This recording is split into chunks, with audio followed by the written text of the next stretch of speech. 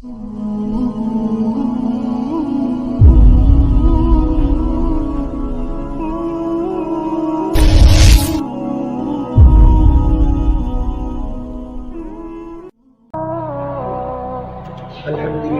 رب العالمین والصلاة والسلام علی سید المرسلین محمد وآلہ واصحابہ اجمعین اما بعد قال اللہ تبارک وتعالی فی القرآن المجید والفرقان الحمید یا ایہا الذین آمنوا کتب علیکم الصیام کما کتب علی الذین من قبلکم لعلکم تتقون صدق اللہ العظیم۔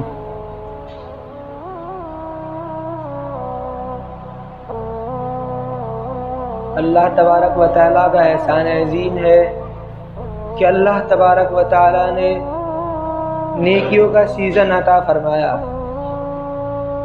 ہر چیز کا ایک سیزن ہوتا ہے۔ ایک سیزن پھلوں کے اندر سیب کا ہوتا ہے، دوسرا سیزن آم کا ہوتا ہے، اور ایک سیزن دیگر پھل کا ہوتا ہے۔ اسی طریقے سے نیکیوں کا بھی ایک سیزن ہے، وہ ہے رمضان المبارک۔ اللہ تبارک و تعالی نے ہمیں عطا کیا ہے، یہ اس کی فیاضی ہے، یہ اللہ تبارک و تعالی کی عطا ہے، ورنہ ہم لوگ اس لائق نہیں ہیں کہ ہمارے ساتھ ہمدردی کی جائے، ہم لوگ اس لائق نہیں ہیں کہ ہمارے ساتھ نرمی کی جائے۔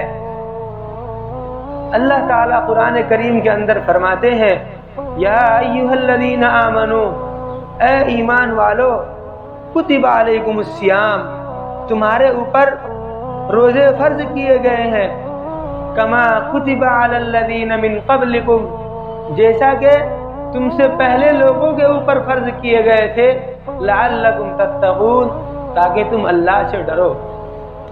اللہ تبارک و تعالی نے رمضان المبارک ہمیں ایسا مہینہ عطا کیا ہے کہ اس میں اللہ تعالی نفلوں کا ثواب فرضوں کے برابر کر دیتے ہیں، فرضوں کا ثواب 70 گنا بڑھا دیتے ہیں، اور اسی مہینے کے اندر اللہ رب العزت جنت کے دروازے کھلے کر دیتے ہیں، کھول دیتے ہیں۔ یہی وہ مہینہ ہے کہ جس کے اندر جہنم کے دروازے بند ہو جاتے ہیں۔ آج جو مساجدیں بھری ہوئی نظر آتی ہیں، قبرستان میں لوگوں کا آنا جانا دکھائی دیتا ہے، لوگ خیرات کرتے ہیں، لوگ صدقات کرتے ہیں۔ معزز سامعین، یہ اسی مہینے کی برکت ہے، کیونکہ اس مہینے میں شیاطین کو قید کر دیا جاتا ہے، لوگ نمازیں پڑھنے لگ جاتے ہیں، زکوٰۃ دینے لگ جاتے ہیں، حاجی لوگ حج کرنے کے لیے اپنا ارادہ کرتے ہیں۔ معزز سامعین، یہ سب اسی وجہ سے ہوتا ہے کہ اللہ رب العزت کی اس مہینے میں خاص برکات ہیں، خاص اللہ رب العزت کی توجہات ہیں، جن کی بنا پر ہمیں نیکی کرنے کا موقع ملتا ہے۔ یہی وہ مہینہ ہے کہ جس میں اللہ رب العزت نے فرمایا ہے شہر رمضان الذی انزل فیہ القرآن، کہ یہ وہ مہینہ ہے کہ جس میں قرآن کریم نازل کیا گیا ہے۔ معلوم یہ ہوتا ہے کہ اس مہینے کی برکات ساری الگ، لیکن جب اس مہینے میں قرآن کریم کا نزول ہوا، اس مہینے میں اللہ رب العزت نے قرآن کریم کو نازل کیا، تو قرآن ایک ایسی کتاب ہے جو اللہ کی ذات سے نکلی ہوئی ہے، قرآن ایک ایسی کتاب ہے جو راہ ہدایت پر لانے کے لیے تنہا کافی ہے، قرآن ایسی کتاب ہے کہ جس کو پکڑ کر کے ہمیں اللہ تک پہنچنے کا راستہ مل جاتا ہے، قرآن ہی ایسی کتاب ہے جس کے ذریعے ہم جانتے ہیں کہ ہمارا رسول کون ہے، قرآن ایسی کتاب ہے کہ جس کے ذریعے اللہ رب العزت ہمیں یہ تمیز سکھاتے ہیں کہ اللہ رب العزت ہم سے کیا فرما رہے ہیں۔ اس مہینے کی اہمیت احادیث مبارکہ سے، آیات قرآنیہ سے، مختلف آیات سے ثابت ہے، لیکن اس مہینے کی برکات کو ثابت کرنے کے لیے یہی بات کافی ہے کہ اس مہینے کے اندر قرآن کریم نازل ہوا ہے۔ معلوم یہ ہوا کہ اس مہینے کے ساتھ قرآن کریم کا تعلق ایک گہرا تعلق ہے۔ قرآن کریم کو آپ لوگ اس مہینے کے اندر کثرت سے پڑھیے۔ کیونکہ جو آدمی قرآن کریم پڑھنا جانتا ہے اور وہ پڑھتا ہے تو اللہ رب العزت اس کو اجر و ثواب سے نوازتے ہیں۔ جو انسان قرآن پڑھنا نہیں جانتا وہ آدمی قرآن پڑھتا ہے، احادیث کے اندر آتا ہے اس کے لیے 2 اجر لکھے جاتے ہیں۔ ایک اجر تو یہ لکھا جاتا ہے کہ وہ قرآن پڑھنا نہیں جانتا، اٹک اٹک کر کے پڑھ رہا ہے، اس کو مشقت ہو رہی ہے، اس کو تکلیف ہو رہی ہے، اللہ رب العزت اس وجہ سے بھی اس کو اجر عطا فرماتے ہیں۔ دوسرا اجر اس کو اس لیے ملتا ہے کہ وہ اللہ رب العزت کا کلام پڑھ رہا ہے۔ مولا علی شیر خدا علی مرتضی رضی اللہ تعالی عنہ کا فرمان ہے کہ جب میرا دل چاہتا کہ میں اللہ رب العزت سے بات کروں، جب میں اللہ سے ہم کلام ہونا چاہتا، جب میں چاہوں کہ اللہ مجھ سے بات کرے تو میں قرآن کھول کر کے بیٹھ جایا کرتا تھا۔ قرآن کریم ایک ایسی کتاب ہے کہ جس کے ذریعے سے ہمیں پتا چلا کہ اللہ ہے کہ جس کے علاوہ کوئی معبود نہیں، لا الہ الا ہو لا شریک لہ فی الملک ولم یکن لہ ولی من الذل وکبرہ تکبیرا۔ بادشاہی میں اللہ کا کوئی شریک نہیں ہے اور پیدائش میں اس کا کوئی شریک نہیں ہے، تنہا خالق ہے۔ کیسا ہے؟ لا تأخذہ سنۃ، نہ اللہ کو اونگ آتی ہے، ولا نوم، اور نہ نیند آتی ہے، لہ ما فی السماوات وما فی الارض۔ معزز سامعین سنو کیا کہتا ہے کہ اللہ کے لیے آسمان کی جتنی چیزیں ہیں وہ سب اللہ کی ہیں، زمین میں جتنی چیزیں ہیں وہ سب اللہ کی ہیں، اور تمام کی تمام چیزوں پر، تمام جاندار پر، حیوانات پر، جنات پر، الغرض سانس لینے والی ہر چیز پر، سانس نہ لینے والی ہر چیز پر اللہ کی بادشاہی ہے۔ معزز سامعین، اللہ رب العزت نے یہ مہینہ ہمیں عطا کیا ہے، ہم لوگوں کو چاہیے کہ ہم اس کے اندر سبقت کریں۔ معزز سامعین، ایک واقعہ یہ ہوا کہ حضرت علی رضی اللہ تعالی عنہ نے حضرت حسن اور حسین کی بیماری پر منت مانگی، ایک نظر مانگی، اللہ ان کو ٹھیک کر دے، میں تیری رضا کے لیے روزے رکھوں گا۔ اللہ تعالیٰ نے ان کو شفا دے دی، روزہ رکھا، گھر میں کھانے کے لیے کچھ نہیں۔ کیا ہوا؟ وقت کے بادشاہ کے پاس گئے اور اس امیر سے جا کر کے، اس رئیس سے جا کر کے کہا کہ کوئی کام ہے جو ملے گا۔ اس نے تھوڑے سے جو دیے، کہا کہ ان کو صاف کر کے لاؤ اور اس سے میں آپ کی اجرت اور مزدوری دے دوں گا۔ لے کر کے آئے، حضرت فاطمہ رضی اللہ تعالی عنہا نے ان کو صاف کیا۔ جب وہ صاف ہو گئے، مولا علی لے کر کے گئے، ان کو حوالے کیا، وہاں سے اجرت ملی، تھوڑا سا آٹا آیا جس کی صرف 2 روٹیاں بنی۔ کیا ہوا کہ جب افطار کرنے بیٹھے، ایک آتا ہے، کیا کہتا ہے کہ مسکین ہوں، اللہ کے نام پر کچھ دو۔ حضرت علی حضرت فاطمہ کی طرف دیکھتے ہیں، حضرت فاطمہ رضی اللہ تعالیٰ عنہ نے علی کی طرف دیکھا، کچھ نہیں بولے، حضرت علی نے اٹھا کر کے وہ روٹی ان کو دے دی۔ دوسرا روز ہوا، دوسرا روزہ، کھانے کے لیے کچھ نہیں، پھر اسی کے پاس گئے کہ کچھ ملے گا کام کرنے کے لیے، کہ جس سے روزی ملے، کہ جس سے اجرت ملے، جس سے مزدوری ملے۔ کہا کہ یہ جو لے جاؤ اور صاف کر کے لے کر کے آ جاؤ۔ حسب عادت معمول کے مطابق ان کو صاف کر کے لائے، تھوڑی سی جو آئی ان کی روٹیاں بنائی۔ جب افطار کا وقت ہوا، کہنے لگا کہ یتیم ہوں، کچھ کھانے کے لیے دو۔ دونوں نے ایک دوسرے کو دیکھا، ماتھے پر بل نہیں آیا، دل میں کوئی کھوٹ نہیں آئی، ان کے دل پر بوجھ نہیں پڑا۔ کیوں نہیں پڑا؟ کیونکہ یہ سب اللہ کے لیے تھا، یہ سب اپنے خواہش کے لیے نہیں تھا، یہ سب اپنے نفس کی پیاس بجھانے کے لیے نہیں تھا۔ ایک دوسرے کو دیکھا، روٹیاں اٹھا کر کے ان کو دے دی۔ تیسرا روز ہوا، تیسرے روز یہی واقعہ ہوا، وہ روٹیاں اٹھا کر کے ان کو دے دی۔ معزز سامعین، ان کی ادا دیکھ کر کے اللہ رب العزت نے قرآن نازل کر دیا۔ کیا کہتا ہے؟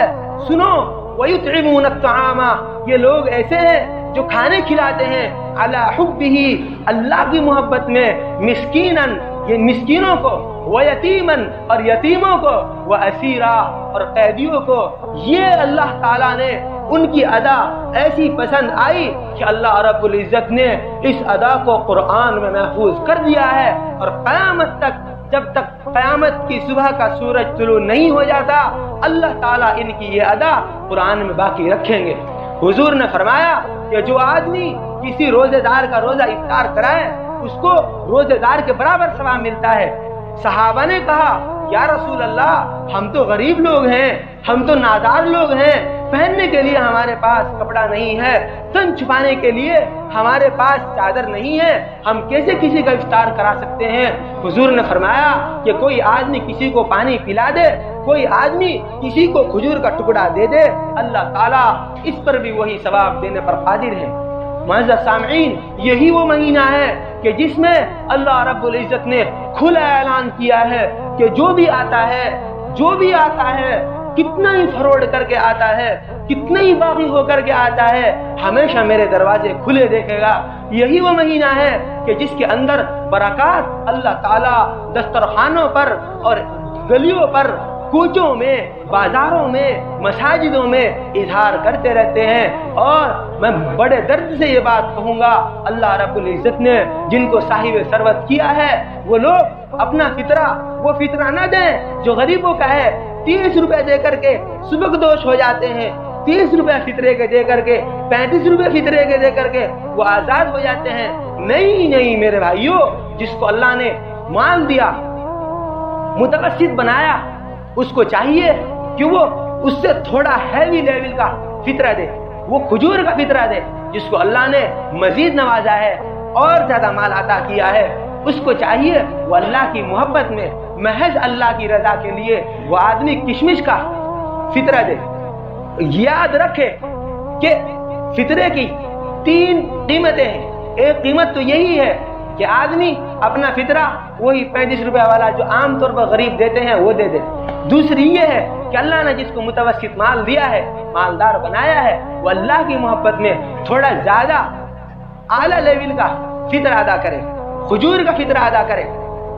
کتنا آج کے ریٹ کے حساب سے اچھی سے اچھی کھجور 300 ساڑھے 300 روپے کلو ہے، اسی کے حساب سے آپ لوگ حساب لگا کر کے اپنا فطرہ ادا کر لیں۔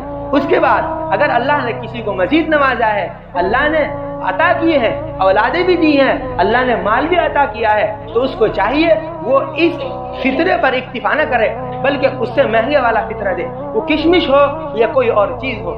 یہ بتلانے کا مقصد یہ ہے کہ اللہ رب العزت نے بہت سارے لوگوں کو نوازا ہے، لیکن ان کی سستی ایسی ہے کہ وہ دین کے کاموں کے اندر خرچ نہیں کرتے ہیں۔ میرے معزز سامعین، یاد رکھو اللہ کو ہمارے مال کی قطعاً ضرورت نہیں ہے۔ حضور ایک گوشت لے کر آئے گھر کے اندر، حضرت عائشہ نے سارا تقسیم کر دیا، ایک بازو بکرے کا رکھا کہ حضور کو بکرے کی دستی پسند تھی، اگلا ہاتھ، اگلا پاؤں۔ پوچھا عائشہ کچھ بچا بھی ہے؟ یا رسول اللہ، آپ کو پسند ہے یہ دستی، آپ کو پسند ہے یہ بازو، لہذا میں نے یہ بچایا ہے، باقی سارا صدقہ کر دیا ہے۔ حضور فرماتے ہیں عائشہ تم نے یہ بچایا نہیں ہے، بچایا تو وہ ہے جو تم نے دے دیا ہے۔ ہمارے دل کے اندر یہ بات بیٹھ جائے کہ جو اللہ لے لیتے ہیں اللہ اس کا کئی گنا واپس کرتے ہیں۔ کیوں ہماری سمجھ میں یہ بات نہیں آتی کہ بہت سارے گھر ایسے بھی ہیں کہ جن کے گھروں کے اندر افطار محض کھانے سے ہوتا ہے، ان کے یہاں کوئی پھل نہیں ہوتا، ان کے یہاں کوئی کھجور نہیں ہوتی۔ کتنے گھرانے ایسے ہیں اللہ کی نگاہ کے اندر وہ لوگ ایسے چمکتے ہیں جیسے زمین والوں کو ستارے اور چاند چمکتے ہیں۔ کیوں؟ اس لیے کہ ان کے پاس مال نہیں ہوتا، وہ لوگ اپنے پرانے کپڑوں کے اندر، اپنے فرسودے کپڑوں کے اندر، اپنے انہی کپڑوں کے اندر کہ جن پر یہاں بھی پیبند ہوتا ہے، اس طرف بھی پیبند لگا ہوتا ہے، اسی میں عید کر لیتے ہیں۔ کیونکہ یہ کوئی ضروری نہیں ہے کہ آپ لوگ ایک زبردست لباس زیب تن کریں، نہیں، لیکن اللہ کے رسول نے فرمایا ان اللہ یحب ان یرا اثر نعمته علی عبده، کہ اللہ رب العزت خوش ہوتے ہیں، اللہ تعالیٰ مسکراتے ہیں، اللہ کو یہ بات پسند ہے کہ اللہ رب العزت کا بندہ، اللہ کا بندہ جو اللہ نے اس کو دیا ہے اس کا اظہار کرے۔ اللہ نے کہا ہے کہ جب میں نے آپ کو عطا کیا ہے، ایک آپ کی خوراک اچھی ہو، نمبر 2 آپ کی سواری اچھی ہو، نمبر 3 آپ لوگوں کے اندر وہ جذبہ ہو جو ایک امیر المومنین کے اندر ہوا کرتا تھا۔ کیسے جذبہ ہوا کرتا تھا کہ لوگوں کے کام کرنے کے لیے فجر کی اذان سے پہلے نکل جایا کرتے تھے۔ وہ دور ابو بکر رضی اللہ تعالی عنہ کے کیا ہوا کہ ایک بیوہ تھی، ایک مسکینہ تھی، ایک غریب عورت تھی۔ حضرت عمر نے کہا کہ آپ اس کے یہاں میرے جانے کی باری مقرر کر دیجئے۔ واقعہ بڑا تفصیل سے ہے، مختلف روایات سے ہے، میں سمیٹ کر کے بیان کر رہا ہوں کہ دیکھا کہ اس کے پاس کام کرنے کے لیے کچھ نہیں ہے۔ حضرت عمر گئے، جا کر کے کہتے ہیں آپ کام مجھے بتلا دیجئے، میں آپ کے برتن دھو دیتا ہوں، میں آپ کے کپڑے دھل دیتا ہوں، آپ کے گھر میں جھاڑو لگا دیتا ہوں۔ وہ عورت کہتی ہے کہ ایک آدمی آتا ہے، آ کر کے چلا جاتا ہے، مجھے بھی نہیں پتا کہ کون ہے۔ حضرت عمر نے کہا میرا نام عمر ہے۔ اس نے کہا مجھے کیا مطلب تیرے نام سے؟ اس نے کہا کہ حضرت عمر کہتے ہیں کہ مجھے خدمت کا موقع تو دے، کہ کہا تو تجھے بھی کہ ایک آدمی آتا ہے، آ کر کے چلے جاتا ہے۔ حضرت عمر کو بڑی جستجو ہوئی، تلاش ہوئی کہ وہ کون ہے کہ اتنی صبح آ کر کے کام کر کے چلا جاتا ہے۔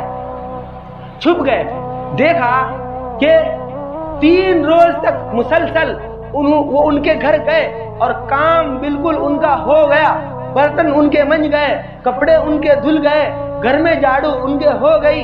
جب چوتھا دن آیا تو حضرت عمر جھاڑیوں کے پیچھے لک گئے، چھپ گئے کہ تلاش تو کروں، دیکھوں تو یہ کون ہے جو رات کی تنہائی میں اتنا نیک کام کرتا ہے۔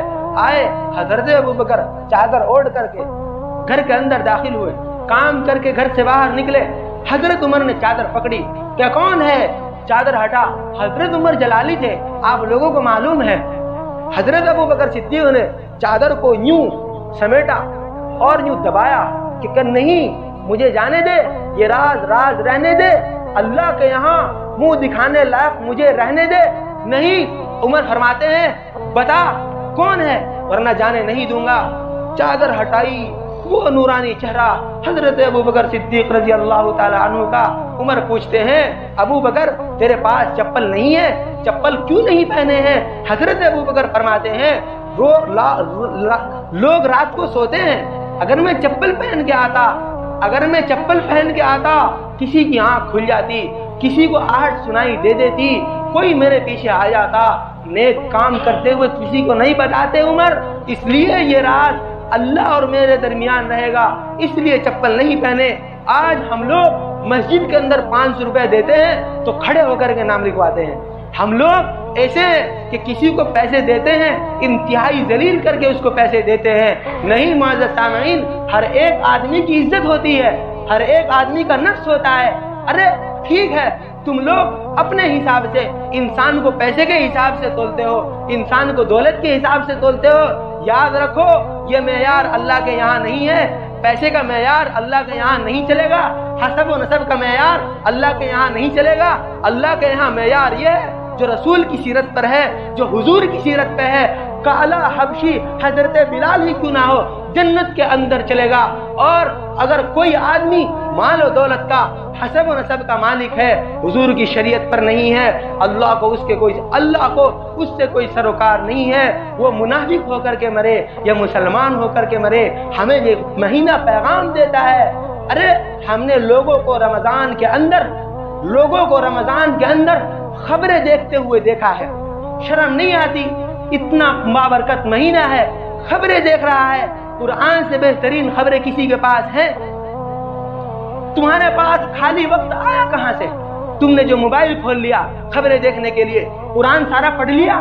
جو تمہارے والدین قبروں کے اندر چلے گئے ہیں، کیا تم نے ان کے نام کے کسی غریب کو کپڑے سلوا دیے؟ کیا تم نے اپنے والدین کے ایصال ثواب کے لیے ایک قرآن ختم کر دیا؟ بتلائیے مجھے آپ لوگ، پھر کیوں آپ اتنی ہمت کر کے، اتنی جسارت کر کے، اور کتنے ہیں جنہوں نے روزہ ہی نہیں رکھا ہے؟ ارے کتنی بھیانک بات ہے۔ حضور منبر پر چڑھے، ایک سیڑھی پر چڑھے، حضور نے فرمایا آمین، دوسری پر چڑھے، حضور نے فرمایا آمین، تیسری پر چڑھے، حضور نے فرمایا آمین۔